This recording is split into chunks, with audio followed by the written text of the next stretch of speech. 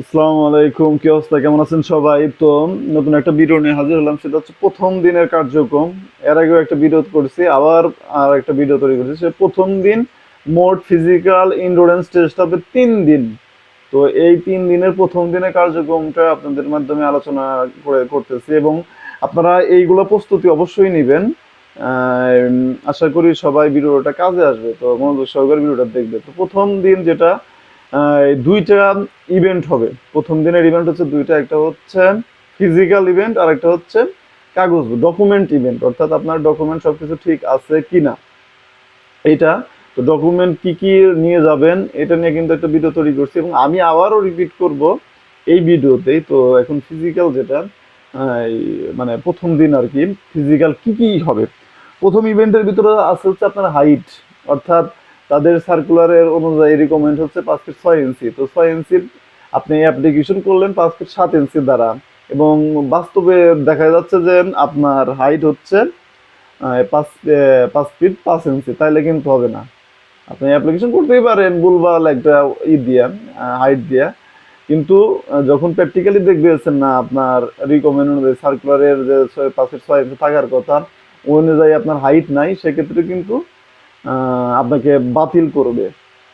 তো এইটা একটা, আপনার হাইট মাপবে, তারপরে আপনার মাপবে হচ্ছে ওয়েট, অর্থাৎ আপনার বিএমআই অনুযায়ী আপনার ওয়েট কত দরকার, হাইট এবং হাইট অনু এবং হাইট অনুযায়ী আপনার কত মানে ওজন বনে, ওই অনুযায়ী যদি না হয় তাহলে কিন্তু আপনি বাদ পড়বেন। তো এইটা, এই কার্যক্রম একদম সিম্পল কার্যক্রম, কিন্তু আপনার হাইট মাপবে, আপনার ওয়েট মাপবে, আপনার বুকের মাপ, এই প্রসারিত এবং সম্প্রসারিত এটা ইয়েতে। তো বুকের মাপ, চেস্ট মাপবে, কার্যক্রম কিন্তু একদম সিম্পল। আর এর আগে যারা কনস্টেবলের মাঠ করছেন, সেম প্রসেস, একদম সেম প্রসেস এএসআইতে। তো এত ঘাবড়ানোর কিছু নাই, আমার কথাগুলো একটু মনোযোগ সহকারে শুনেন। তো প্রথমে কি দেখলেন, ফিজিক্যাল যেটা দেখবে সেটা হচ্ছে আপনার হাইট দেখবে। হাইটটা যদি ঠিক থাকে, 5 ফিট 6 ইঞ্চির ভিতরে থাকে, তাহলে ওকে দিয়ে দিবে।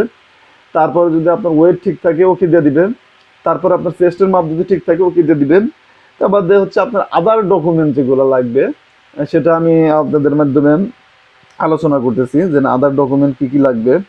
আমি সুন্দর করে একটা নোট করে রাখছি আপনাদের, আহ, মানে আপনাদের মাধ্যমে আলোচনা করার জন্য। তো আমি আলোচনা করতেছি সেটা। প্রথমে যেটা যে ইটা লাগবে সেটা হচ্ছে আপনার অ্যাডমিট কার্ড। মাঠে যাওয়ার সময় কিন্তু অবশ্যই অ্যাডমিট কার্ড। তো অ্যাডমিট কার্ড কিভাবে ডাউনলোড করবেন, আপনার ইউজার এবং পাসওয়ার্ড দ্বারা অ্যাডমিট কার্ডটা ডাউনলোড করে নেবেন ওয়েবসাইট থেকে। তো অ্যাডমিট কার্ডটা ডাউনলোড করলেন, তারপরে লাগবে শিক্ষাগত যোগ্যতার সনদ। এখন আপনি এসএসসি পাস কিংবা ইন্টার পাস, যেহেতু এটা ইন্টার পাসে সার্কুলার, তো আপনি যদি ইন্টার পাস হয়ে থাকেন, কিন্তু আপনার যদি সার্টিফিকেট না আসে, সেক্ষেত্রে কিন্তু সাময়িক সনদ দেয় আপনার বোর্ড, যে কোনো বোর্ড। আপনি যদি রাজশাহী বোর্ডের অধীনে হন, তার রাজশাহী বোর্ড থেকে নেবেন সাময়িক সনদটা। আপনি যদি কুমিল্লা বোর্ডের হন, কুমিল্লা শিক্ষা বোর্ড থেকে সুন্দর করে সাময়িক সনদটা নেবেন। এটাই বলছেন। আর শিক্ষাগত যোগ্যতার সনদ তাহলে বুঝলেন, এসএসসি এবং এইচএসসি এর সার্টিফিকেট লাগবে, এবং এইচএসসি সার্টিফিকেট যদি অলরেডি আপনি না পেয়ে থাকেন, সেক্ষেত্রে সাময়িক সনদ আগে থেকে কিন্তু সংরক্ষণ করে নেবেন। মাঠে কিন্তু একটু হেসেল হবে, আপনারা 2 দিন টাইম পাচ্ছেন, আগে হওয়ার কথা এগুলা, মানে ম্যানেজ করার কথা। যদি না তুলে থাকেন এখনই, আগে আজকের থেকেই আপনারা লেগে যান। তো তারপর চারিত্রিক সনদ, চারিত্রিক সনদটা কোথায় নেবেন? চারিত্রিক সনদটা নেবেন হচ্ছে আপনার শিক্ষা প্রতিষ্ঠান, যেটা প্রশংসাপত্র বলে, যেটা ওইটা হচ্ছে চারিত্রিক সনদ। এই ইন্ডিভিজুয়াল কিছু না, প্রশংসাপত্র মানে হচ্ছে আপনার চারিত্রিক সনদ। অনেকেই ঘাবড়ে যাইছেন চারিত্রিক সনদ কি, শিক্ষা প্রতিষ্ঠান থেকে। তারপরে হচ্ছে আপনার নাগরিক সনদ, যেটা নাগরিক সনদটা অবশ্যই আপনি যদি পৌরের বাসিন্দা হন, পৌর বাসিন্দা, প্রত্যেকটা উপজেলায় কিন্তু একটা পৌর আছে, তো পৌর বাসিন্দার পৌর মেয়র থেকে নেবেন নাগরিক সনদটা। আর যদি আপনি ইউনিয়ন পর্যায়ের মানে আপনি বাসিন্দা হয়ে থাকেন, আপনার বাসা হয়ে থাকেন, সেক্ষেত্রে হচ্ছে চেয়ারম্যান থেকে হচ্ছে আপনার নাগরিক সনদটা নিতে হবে। তারপরে লেখছে হচ্ছে ইনডিমিউনিটি, ইনডিমিউনিটি ঘোষণাপত্র বলতে সম্মতিপত্র। এইটা কি? এটা হচ্ছে ওয়েবসাইটে কিন্তু অলরেডি পাবলিশ হয়ে গেছে। তারপরে যদি আপনারা না, আবার আমাকে বলবে, এটা মানে হচ্ছে আপনার ওই ওই সময় যদি আপনার কোনো উচ্ছৃঙ্খল করেন কিংবা করেন, আপনাকে যদি কোনো আঘাত করা হয়, অভিভাবক কোনো দায়ভার করবে না, মানে অভিভাবক কোনো আইনি পদক্ষেপ, অর্থাৎ আপনি মারা গেলেন, তো সেক্ষেত্রে পুলিশ কিন্তু দায়ভার নিবে না, আপনার দায়ভারটা পুলিশ নিবে না। সেক্ষেত্রে এটা মোটামুটি ব্রণের মতো। মানে আপনার কোনো আরেকটা আত্মীয়, বাবা মা কিংবা আত্মীয় স্বজন অপারেশনে যাওয়ার আগে যে ডাক্তাররা যেরকম করে একটা নেয়, মানে স্টাম্প না, এটা কাগজের উপর সাইন নিয়ে নেয় যে যদি মারা যায় আমরা দায়ী থাকবো না। সেম সেম প্রসেসটা এটা, বুঝতে পারছেন? এটার যদি কপি লাগে আমাকে বললেন, আমি দিয়ে দেবো ইনশাল্লাহ। তো তারপর হচ্ছে জাতীয় পরিচয়পত্র। জাতীয় পরিচয়পত্র মানে কি? আপনার এনআইডি কার্ড, এনআইডি কার্ডটার সাথে নিয়ে যেতে হবে। তারপরে হচ্ছে সত্যায়িত পাসপোর্ট সাইজের ছবি। সত্যায়িত বলতে হচ্ছে প্রথম শ্রেণীর গেজেট কর্মকর্তা। সত্যায়িত কোথায় করবেন? ছবির উপর না, ছবির উপর না, ছবির উল্টা উল্টা পাশে। এইটা যদি আপনার ছবি হয়, এটা যদি আপনার ছবি হয় জাস্ট অপর পাশে সাদা অংশ, ঠিক আছে? ওখানে সুন্দর করে আপনার উপরে নাম লিখবেন, ডাক্তার সিল দিবে এবং সিগনেচার করে দিবে। এটা হচ্ছে সত্যায়িত। তারপরে মুক্তিযোদ্ধার কোটার সনদপত্র। এখন আপনার বাপ দাদা যদি মুক্তিযোদ্ধা হয়, তো সেক্ষেত্রে তো আপনাকে একটা প্রমাণপত্র লাগবে যে না আসলে আপনার দাদা কিংবা বাবা মুক্তিযুদ্ধ কিনা। অবশ্যই তার কিন্তু একটা সার্টিফিকেট আছে, সে মুক্তিযোদ্ধা, অবশ্যই কিন্তু তার একটা মুক্তিযোদ্ধার সার্টিফিকেট আছে। তো এটা সংরক্ষণ করে নেবেন যারা মুক্তিযুদ্ধ গোষ্ঠী। তারপরে ক্ষুদ্র নৃগোষ্ঠী কোটার সনদ। ক্ষুদ্র নৃগোষ্ঠী কারা? চাকমা, বার্মা, এই চাকমা বার্মা বলতেছি, চাকমা, গারো, ত্রিপুরা, এগুলো যারা আছে ওরাই। এরা মানে তাদের যে জেলা প্রশাসক কার্যালয় থেকে তারা আছেন আসলে উপজাতি, এই মর্মে তারা ওই সার্টিফিকেটটা তাদের ডিসি অফিস থেকে নিয়ে নেবে।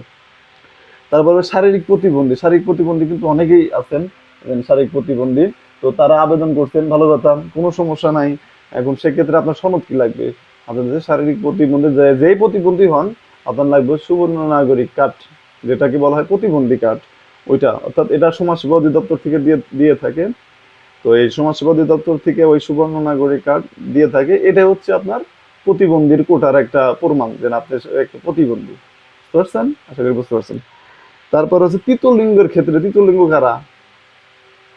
থার্ড জেন্ডার যেটা বলে, আমরা অনেকেই কিন্তু জানি, ক্লিয়ার হয়েছি, এটা হচ্ছে হিজড়া। হিজড়া জনগোষ্ঠীকে বলা হচ্ছে তৃতীয় লিঙ্গ। সরকার কিন্তু এদেরও কিন্তু পুলিশের চাকরির ক্ষেত্রে উৎসাহিত করছে। তো আপনি যদি এই টাইপের লোক হয়ে থাকেন, মানে হিজড়ার কোয়ালিটির লোক হয়ে থাকেন, তো সেক্ষেত্রে আপনার কিন্তু একটা অবশ্যই সিভিল সার্জন করতে। সিভিল সার্জন কোথায়? প্রত্যেকটা জেলায় কিন্তু একটা সিভিল সার্জন আছে। অর্থাৎ ডাক্তারদের পুরা জেলার, যেমন ডিসি যেমন পুরো জেলা কন্ট্রোল করে, ঠিক তেমন সিভিল সার্জন হচ্ছে পুরা এই প্রত্যেকটা জেলায় যতগুলা হসপিটাল আছে উপজেলা ভিত্তিক কিংবা জেলা ভিত্তিক যেগুলো হসপিটাল আছে, এদের যে প্রধান সেটা হচ্ছে সিভিল সার্জন। সিভিল সার্জন কর্তৃক থেকে একটা প্রত্যয়নপত্র লাগবে। আসলে আপনার হিজড়া, বুঝতে পারছেন? তারপর কম্পিউটার প্রশিক্ষণের সনদ। কম্পিউটার মানে কম্পিউটার প্রশিক্ষণের অর্থাৎ 3 মাস মেয়াদে যদি আপনার থাকেন, প্রশিক্ষণ থাকে, কিংবা 6 মাস মেয়াদে যদি প্রশিক্ষণ থাকে, তো এই সনদটা আপনার অবশ্যই লাগবে। তারপরে হচ্ছে চাকরিরত প্রার্থীদের, অর্থাৎ আপনি অলরেডি কনস্টেবলে মনে করেন আপনি কর্মরত আছেন, কিংবা অন্য অন্য সাইটে আপনি কর্মরত আছেন। অন্য অন্য চাকরি, যেমন অনেক চাকরি আছে না সরকারি, যে কোনো সরকারি চাকরিজীবী কিংবা আধা সাহিত্য সাধিত কিংবা যে কোনো প্রাইমারি স্কুলের টিচার হন। তো এক্ষেত্রে আপনাদের লাগবে হচ্ছে যথাযথ কর্তৃপক্ষ। আপনি যেখানেই থাকেন, আপনার কিন্তু একটা কর্তৃপক্ষ আছে, অর্থাৎ আপনার একটা সিনিয়র আছে, তার কাছ থেকে অবশ্যই অনুমতিপত্র লাগবে কিন্তু। তো এই গেল হচ্ছে প্রথম দিনের কার্যক্রম। তারপরে যদি আপনারা না বোঝেন তাহলে আমাকে কমেন্ট করবেন, আমি সবার প্রশ্নের উত্তর দেওয়ার চেষ্টা করবো ইনশাল্লাহ। এবং দ্বিতীয় দিনের কার্যক্রম কিন্তু আর একটা ভিডিও তৈরি করবো, দ্বিতীয় দিনের কার্যক্রমে কি কি থাকতেছে। সেম অন্য কোনো ভিডিও কিংবা কোনো কিছু দেখার দরকার নাই, জাস্ট আমার ভিডিওটা একটু মনোযোগ সহকারে শোনেন, তাইলে আশা করি সব ক্লিয়ার হবে। তো দ্বিতীয় দিনের কার্যক্রম নিয়ে আমি একটা ভিডিও তৈরি করবো, আমার চ্যানেলে দেখে আসবে। তারপর তৃতীয় দিনের কার্যক্রম নিয়ে। তো ভালো থাকবেন সবাই, আসসালামু আলাইকুম। আমার চ্যানেলটা অবশ্যই সাবস্ক্রাইব করে রাখেন।